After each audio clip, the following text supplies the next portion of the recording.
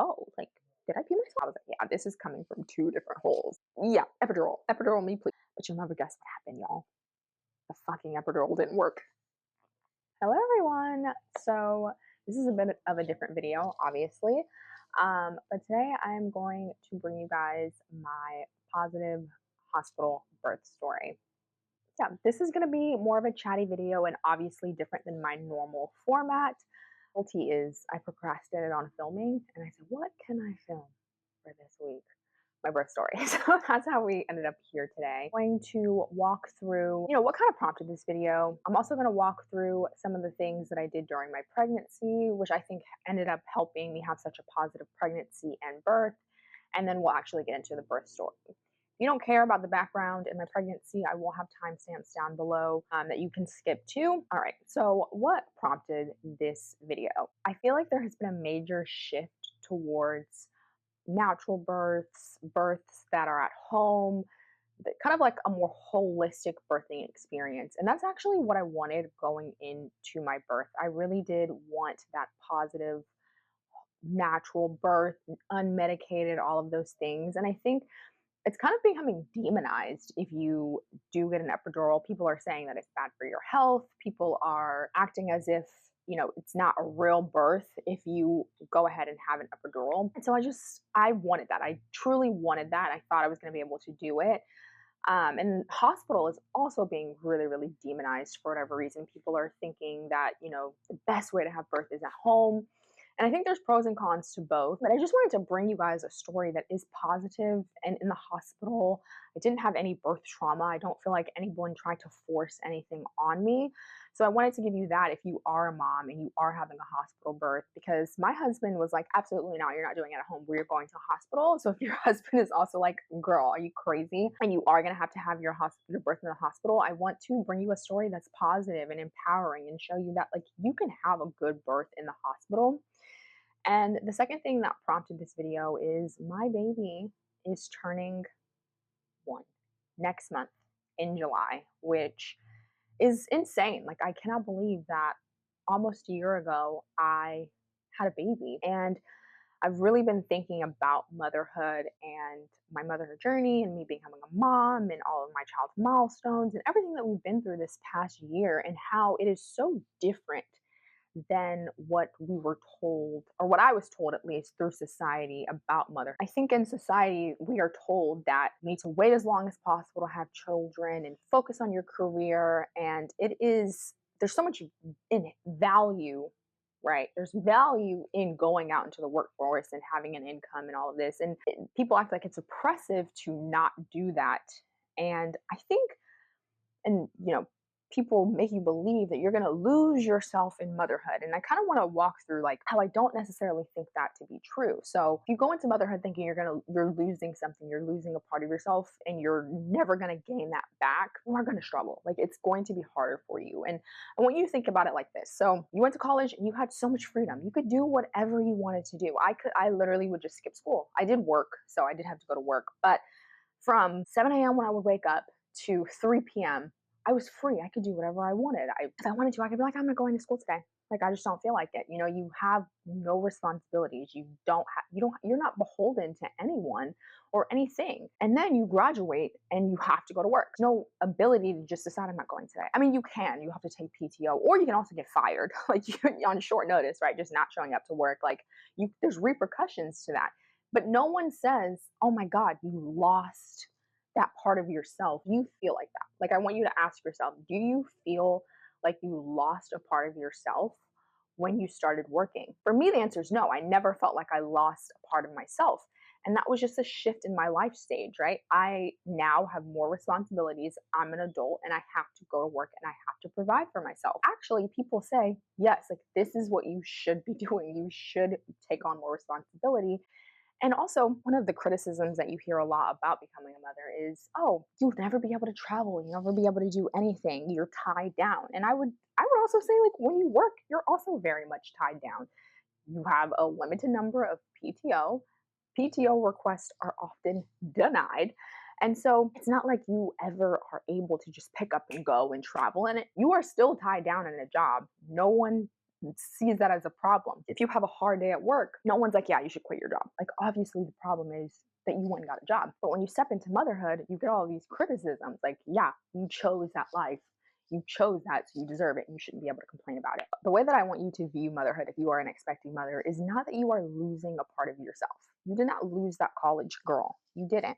You transitioned to a different life stage that requires you to have more responsibility, and that is okay. Like, that is what life is about. You have to transition from life stage to life stage to life. Eventually, I will transition out of this tiny little human phase and I will go into a phase where an elementary, and then I'll be in high school and college. So you'll transition through life, and that's okay. So don't feel like you are going to, or you have lost a part of yourself, because you haven't. You are the same person. Fundamentally, if you go into motherhood thinking, this sucks, my life is over, you are going to struggle. But if you go into motherhood with the idea that, like, this is a beautiful journey and this is just a new version of myself and I haven't lost anything, I think your journey will be easier, because I have not had a hard postpartum experience, thank God. Um, I've actually been very happy and I have embraced all of it. So, anyways, if you're a new mom and you came here for a birth story and you got a little rant, I hope that gave you some motivation and encouragement that you are going to be okay and you are going to have a wonderful experience and your life is not over. It's actually just begun. So, now a little bit about my pregnancy. So, I got pregnant at the end of 2023 on accident. I took out my birth control in August of 2023 because I was sick of it. I was on the Nexplanon, and if you have ever been on the Nexplanon or heard anything about the Nexplanon, it's horrible. This is a birth story, so expect TMI. So TMI warning.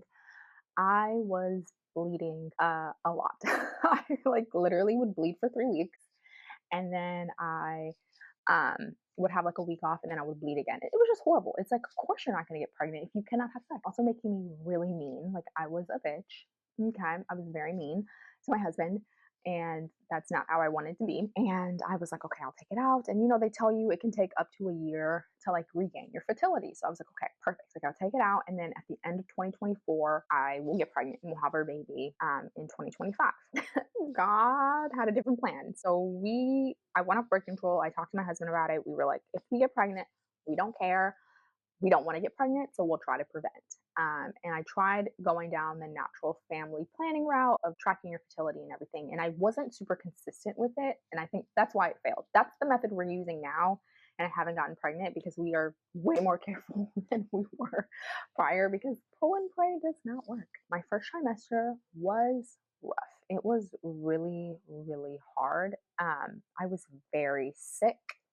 Morning sickness, all day sickness. It was not morning, actually. It was all day. And I couldn't keep anything down. I was surviving off of watermelon with tahini and Fruit Loops. Like, that's what I could keep down. And oranges. I could eat oranges. I ended up taking Zofran, which, again, TMI, that stuff made me constipated. Like, it kind of worked, but it made me constipated and also drowsy. Like, I was like a zombie. And then they also ended up giving me compazine because it just got to a point where I was literally just throwing up everything. And I was like, I need something to stop this. And so I took compazine and it worked. Compazine, I will say it worked.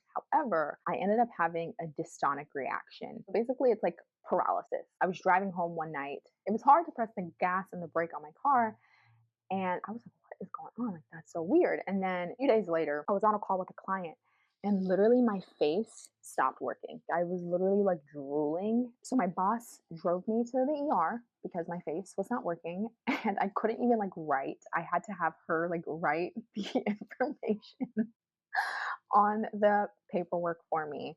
And then my husband ended up showing up and she left, but she stayed with me until my husband showed up. And it was just like amazing. Like, and she was like, and don't come back to work. If you take compazine, just beware. I feel like that lasted for like 15 weeks, I would say. And then I started coming out of it and I started feeling better and my energy started to come back. And I had a textbook pregnancy from there. I didn't gain much weight. I gained, I think, 23 pounds. So I was very small, and I'll pop up some pictures. I was tiny. Like, I have the picture at my baby shower. I was 37 weeks. And I promise you, when you see the picture, you'll be like, you were pregnant? Small person by nature. So if you watch my videos and you're like, oh, what's your workout routine? Girl, it's genetics. Y'all see, I make cookies, I make bread, I eat everything. Yeah, so I only gained 23 pounds, very normal. I did have like pretty bad like hip and lower back pain, so I ended up starting going to the chiropractor. He also gave me a tip to prevent diastasis recti. So whenever you get up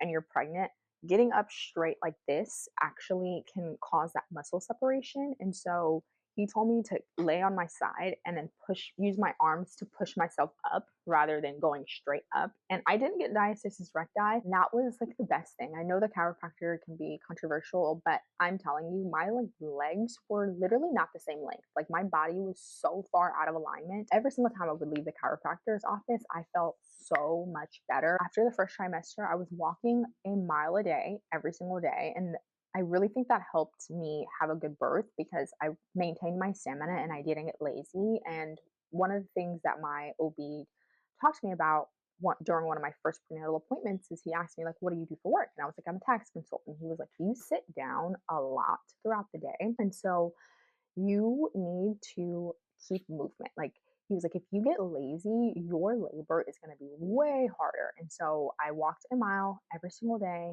on my lunch break. It was hard because I live in Texas, so it was hot some days, but I told myself, like, this is important. From 37 weeks on, I was drinking red raspberry leaf tea. I would drink like a cup or two. I know some people will drink like a gallon a day, but it's supposed to help with toning your uterus and getting it prepared for labor. I also took this tincture. I'll pop it up on the screen and I'll have it linked down below. It has like a whole bunch of herbs and stuff, again, to get your uterus ready.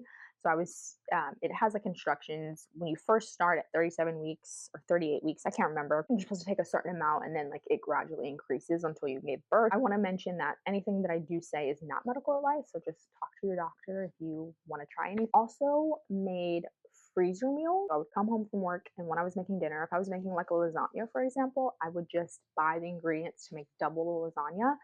And then I would make one that night and freeze the other one. And I didn't have to cook dinner. And I also did make breakfast sandwiches and breakfast burritos, and I made burritos for lunch. So I didn't have to cook I had like, I don't know, like 20 something freezer meals. I didn't end up having to like cook dinner for like a month after having him. If you're not feeling up to it, I know Sam's Club and Costco, they have like pre-packaged meals. I wouldn't buy anything that's like frozen. Like, you guys know, like, if you've been around here, you know that I don't do ultra processed foods. Often get like those, fresh prepared meals and then pop those in your freezer and at least do like a week. I would say at least have a week of meals covered for yourself because when you come home from the hospital, you're in a diaper. You have this like new baby. Your boobs are always out if you're nursing. Like, you and the baby are in matching outfits, both naked with diapers on. And you don't want to cook, like, regardless of how you do it. And if you want to, like, if you're okay with like the ultra processed stuff, get a few Stouffer's lasagnas or whatever else they have and eat that. But you're not going to want to cook, I promise. At 37 weeks, I also upped the amount that I was walking. So I walked 2 miles a day instead of 1 mile a day. I also curb walked. So I would curb walk around my block and then I would do my mile walk after work. I don't know how I did that. I did have more energy. Like, I will say, like, I had more energy after the first trimester. I also did the mile circuit. If you don't know what the mile circuit is, it's basically just like a whole bunch of movements that you do to get your baby in the right position to give birth. At 39 weeks, I started taking evening primrose orally, and that's supposed to just help ripen your cervix. In terms of prenatals, I tried to do like the organic, healthy, I don't remember what brand it is. Again, I'll pop it up on the screen. I tried to take those. Oh my God. In my first trimester, you have to take like 4 of them, first of all. They're big and they smell bad and they just made me gag. And I just ended up taking Nature Made and it was fine. So in terms of like nutrition, just like eat what you can, do what you can. Because I did not eat well. I will say that was the part of it that I didn't do well because like, I was just trying to survive. Those are all the things that I did during my pregnancy that I feel like helped me get to labor, still be strong and active and ready to give birth. And the only thing that I think put me into labor is the evening primrose, but we'll get into that in a second. And now let's get into the birth. My birth story starts on a Friday. So I think I was 39 weeks and 5 days. And I was still working because America, you know. And if I had stopped working, they would have stopped giving me a paycheck, and I needed the paychecks because I got short term disability. I did not have fully paid maternity leave. They were short term disability, which with my income level was less than I got paid in a month, and it was supposed to last me 3 months. Okay. So yeah, I was like, I have to go to work. Like I have to keep going to work until I give birth. So, and I ended up using PTO to cover some of it. I was 39 weeks and 5 days, still at work, hating life. I was in a very awful mood because I went to a prenatal appointment like maybe 2 days before and I had not progressed at all. And I was doing all of those things, like I told you, walking a mile a day, curb walking, mile circuit, all the things that are supposed to put you into labor or supposed to help you go into labor. And nothing was working. And I was just like, oh my God, like I'm gonna be pregnant forever. Like I literally remember telling one of my coworkers, I was like, he was like, how was your appointment? And I was like, horrible. Like I was in such a bad mood. And he was like, why? And I was like, bro, like I'm still no centimeters dilated. I hate this. I hate this so much. I was just so annoyed. I was like, I cannot do this anymore. This baby's never coming out of me. I literally was like, he's never coming out. Like, do you know, like I feel like if you've been pregnant, at the end of your pregnancy, you're just like, I can't do this anymore. Like I hate it. That's how I was feeling. I was just like, he's just stuck. I went to the bathroom at work in my underwear, like slimy, mucusy thing had come out. And I was like, oh my God, this is my mucus plug. There was no bloody show, but I know it was like not discharged. Like I knew that it was my mucus plug that had come out. And I was so excited. I was literally so excited to come out. Like I am going to have this baby. My mom was due to come into town that Saturday to help me kind of get any last minute things together. And when I woke up that Saturday, I was like, I feel like today could be the day, which is crazy. I feel like, you hear that women say, like, you'll just know. Like, how do you know that it's going to happen? Because I was having, like, I would say prodromal labor where I would get contractions consistently and then they would just like stall out and do nothing and they weren't making progress on my cervix. So for whatever reason, on that Saturday, I just knew it. Like I just felt it in my spirit that like this baby is going to be coming. And my mom arrived and we went and we were doing our shopping and I started getting like contractions. And these contractions felt different than the the prodromal labor contractions. Like they were definitely like super like tight. Like I don't know how to describe it, but just very, very, very tight. And there was like pressure down there. So I was like, okay, like I feel like this is happening. And as we were shopping, my mom's getting worried. Like she's like, Charlene, like, do you want to go home? Like, and I'm like, no, like let's keep walking. I feel like if I keep moving, like it will progress and we will get this baby out of me.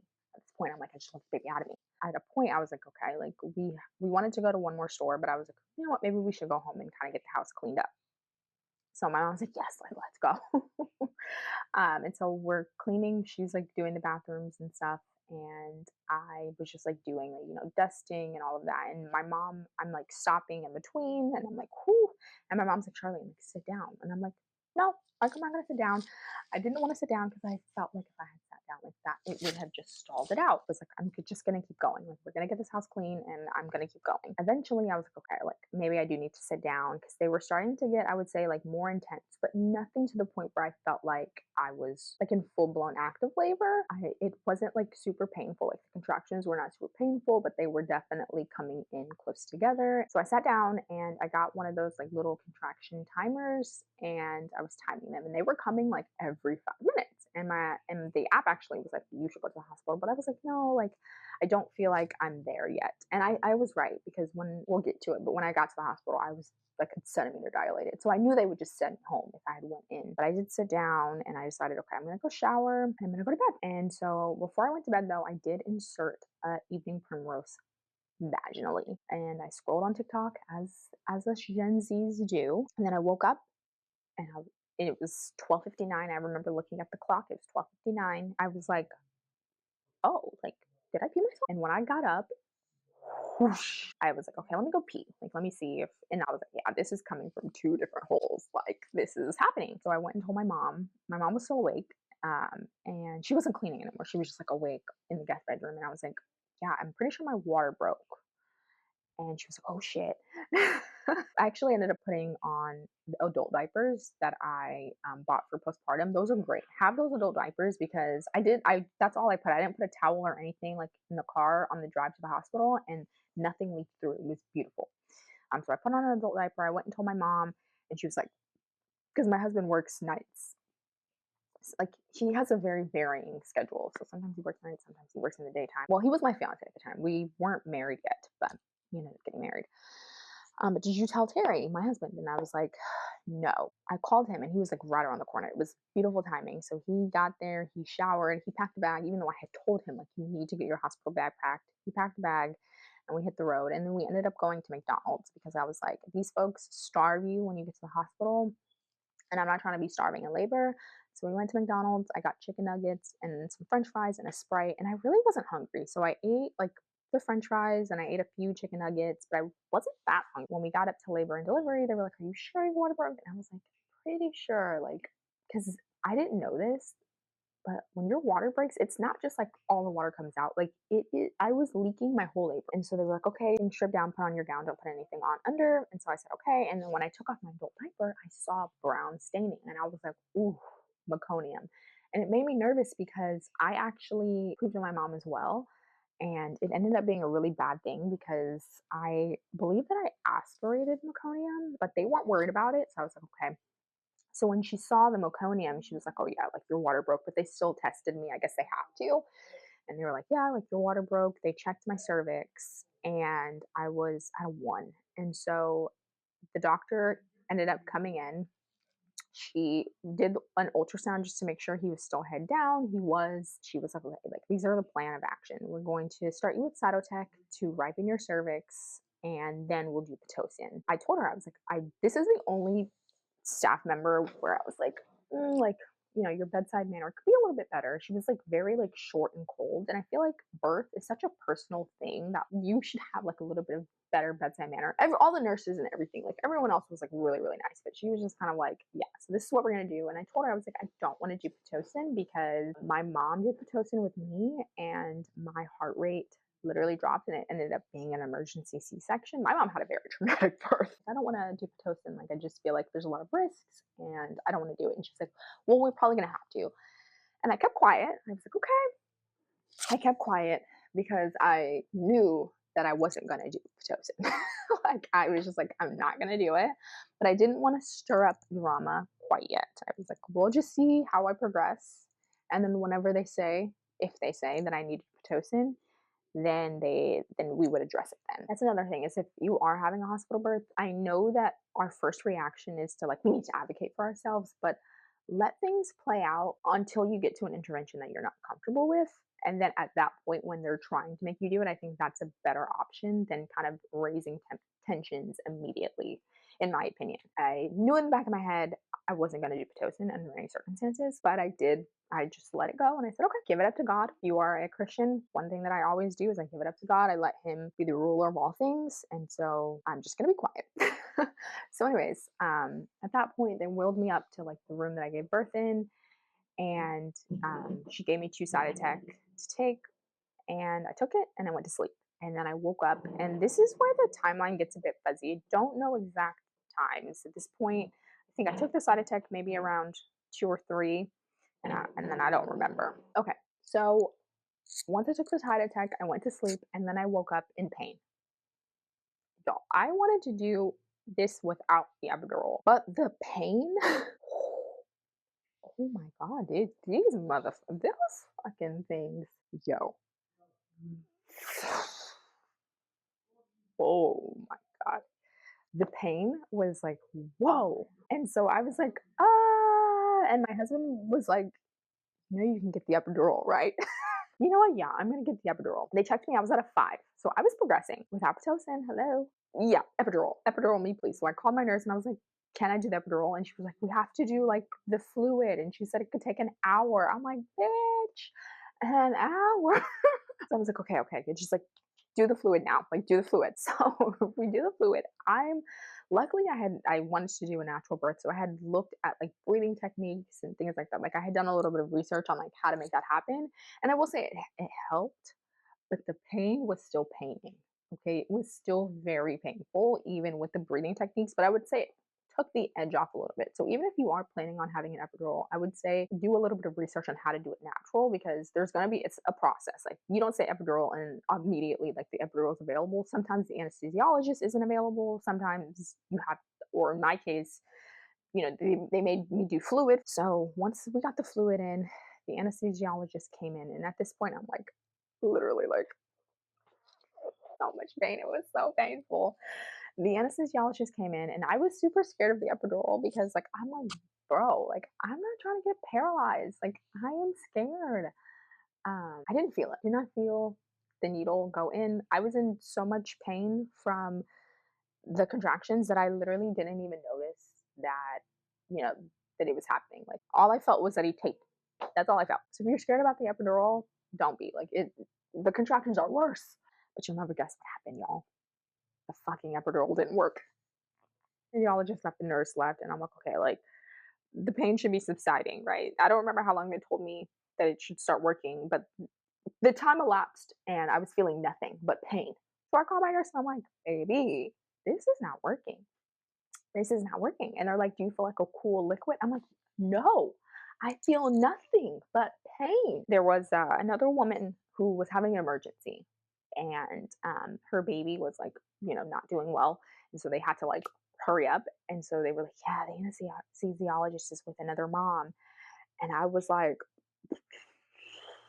so the nurses were trying to get it to work. Like they were trying their best. They were like, I know you're in pain, honey. And I'm just like sitting there like this, like just trying to like breathe and like keep myself calm because I know that like freaking out can make the pain worse. But it was really painful. And so I don't know, maybe an hour and a half passed.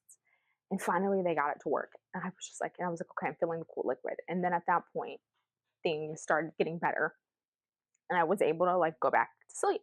But like it was like not like a good deep sleep because you still feel the contractions. Even with the epidural, you can still feel that you're in like that something's happening. So I was sleeping, but I was going in and out of sleep. And also I was like monitoring. I could see his like heart rate. And his heart rate was kind of like dipping when I would have contractions, but then it would come back up. So I was kind of watching that, but like kind of sleeping. So it wasn't like a good restful sleep. And then I was asleep and I woke up at shift change and my nurse came in and new nurse. Oh my god, the nurse that I had when I that helped me deliver my baby, she was the best. She was like the best. She was like this young. I think we were like the same age, super young, chipper, fun, like super duper nice. I really really liked her. She was like the best. I love her. She was like, let's have a baby. Like let's have a birthday party. She was so nice. But I did mention to her, I was like, hey, like I'm looking at the monitor, like, do you see his heart rate? Like it's making me a little nervous. And she was like, yeah, like we're seeing it. I saw it. But every time there's any contraction, his heart rate goes back up. He recovers really well. So like we're not worried about it at this point. So it's okay, cool. So she checks me and she's like, I'm not feeling any cervix. Like I think you're complete. And I was like 10 centimeters. And she was like, yeah, but she was like, you're at this station, and I wasn't at the correct station. I don't remember what she said I was at, but so she was like, I don't want you to start pushing yet. I want to get him into a better station. So like the hospital that I had my baby at, like they want you to have a vaginal birth if possible, which was amazing. So she put the bed down and had my legs kind of hanging because at this point, like my legs were gone. Like the epidural was epiduraling at this point.